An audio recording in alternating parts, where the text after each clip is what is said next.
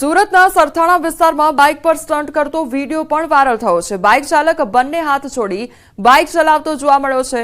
Bike ચાલકની આસપાસ અન્ય વાહન ચાલકો પણ જોવા મળી રહ્યા છે, તો વાહનોની અવરજવર વચ્ચે ટ્રાફિક જોવા મળી રહ્યો છે, છતાં બાઇક ચાલક તેની હરકત રોકી નથી રહ્યો અને બંને હાથ છોડી બાઇક હંકારી રહ્યો છે। આમ જાહેરમાં સ્ટન્ટબાજી કરી બાઇક ચાલકે પોતાની સાથે અન્ય લોકોના જીવ પણ જોખમમાં મૂક્યા છે। હીરોગીરી કરનાર શખ્સનો વિડીયો સોશિયલ મીડિયા પર વાયરલ થઈ રહ્યો છે। વાયરલ વિડીયોના આધારે પોલીસે વધુ તપાસ હાથ ધરી છે।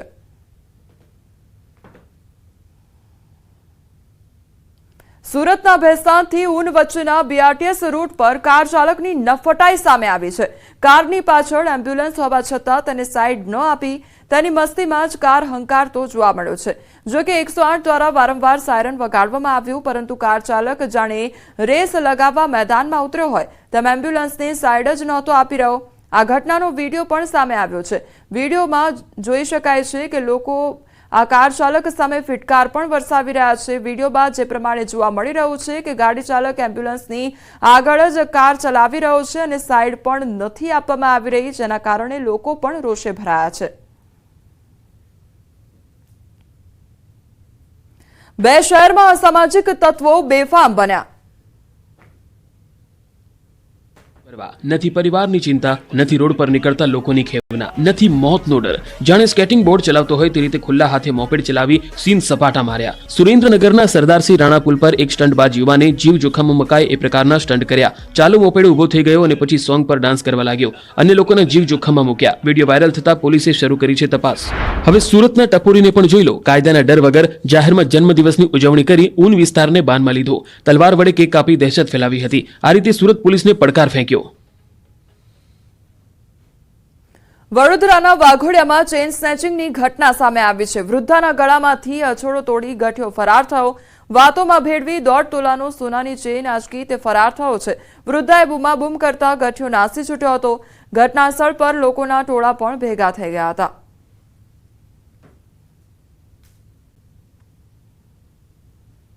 हाँ हूँ बैठी है घर पीछे पेलो भाई आयो तो मन के मार घर रस्तो कई आकर छे तक सीधा सीधा जाओ तो मार घर जवा छे तक मारे सोगंदर जવું છે રામેશ્વર જવું છે ત્યાર પછી અમે નવીન ભાઈને બૂમ પાડી તો નવીન ભાઈ આવ્યા તો નવીન ભાઈએ પછી બધું કહ્યું તો તમે 4 રસ્તે જાઓ અને કઈ બેઠો તો રવાથી આવશે તો એ બાજુથી આવશે તો કે ના આ બાજુથી આવશે આ બાજુ આવશે એવું કયા કરે અને હું જતી હતી ત્યાં બાજુ આવું હેડાય ને તો માયનું પકડ્યું અને આમ જતી ના ખેંચી જતું।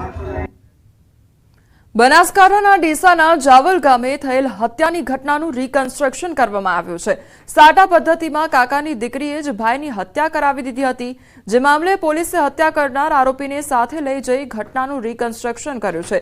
ચુસ્ત પોલીસ બંદોબસ્ત વચ્ચે હત્યાને અંજામ આપનાર બંને આરોપીઓને સાથે રાખી પોલીસ દ્વારા ઘટનાનું રિકન્સ્ટ્રક્શન કરાવવામાં આવ્યું છે। આરોપીઓને ઘટનાસ્થળે લાવતા ગ્રામજનોના ટોળા પણ ભેગા થઈ ગયા હતા।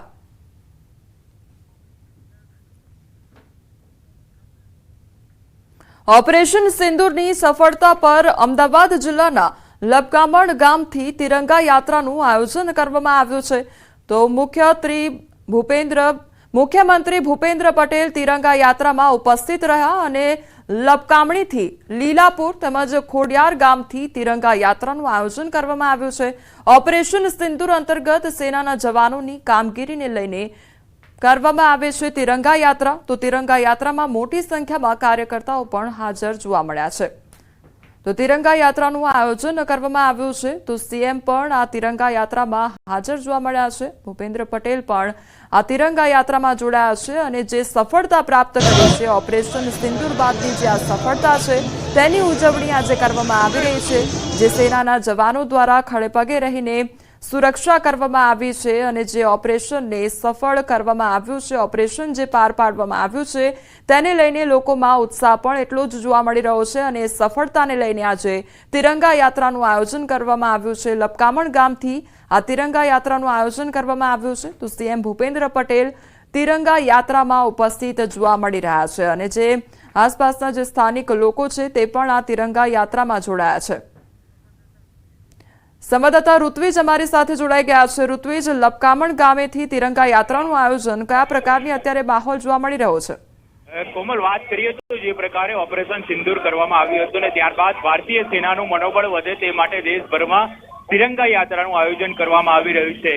અમદાવાદ શહેરમાં પણ અલગ અલગ વોર્ડ વિસ્તારની અંદર આ તિરંગા યાત્રાનું આયોજન કરવામાં આવી રહ્યું છે। હાલ આપ જે દ્રશ્ય જોઈ રહ્યા છો તે અમદાવાદના લપકામણ ગામના છે કે જ્યાં ગોતા વોર્ડના કાર્યકર્તાઓ દ્વારા આ તિરંગા યાત્રાનું આયોજન કરવામાં આવ્યું હતું, જેમાં મુખ્યમંત્રી ભૂપેન્દ્રભાઈ પટેલ છે તે ઉપસ્થિત રહ્યા હતા અને હાલ આપ જોઈ શકો છો દ્રશ્યની અંદર એક વિશાળ તિરંગા યાત્રા અહીંથી નીકળી રહી છે અને મોટી સંખ્યામાં કાર્યકર્તાઓ તેમજ જે ભારતીય જનતા પાર્ટીના જે હોદ્દેદારો છે તે જોડાયા છે, સાથે સાથે પોલીસ કર્મચારીઓ પણ આ તિરંગા યાત્રાની અંદર જોડાયા છે। એટલે લપકામણ ગામથી ખાસ કરીને વાત કરીએ તો 1.5 કિલોમીટરની આ તિરંગા યાત્રા યોજવામાં આવી છે।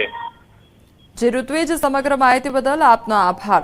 તો લપકામણ ગામથી આ તિરંગા યાત્રાનું આયોજન કરવામાં આવ્યું છે અને લગભગ 1.5 કિલોમીટરનો આ જે રનવે છે તે તૈયાર કરવામાં આવ્યો છે અને ત્યાં આગળ આ તિરંગા યાત્રા કાઢવામાં આવી રહી છે। તો ખોડિયારનગર ગામ સુધી આ તિરંગા યાત્રા યોજાઈ રહી છે। ઓપરેશન સિંદૂરની સફળતા બાદ આ તિરંગા યાત્રા કાઢવામાં આવી રહી છે।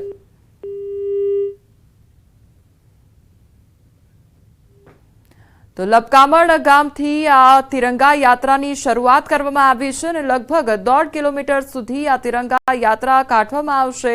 તમામ જે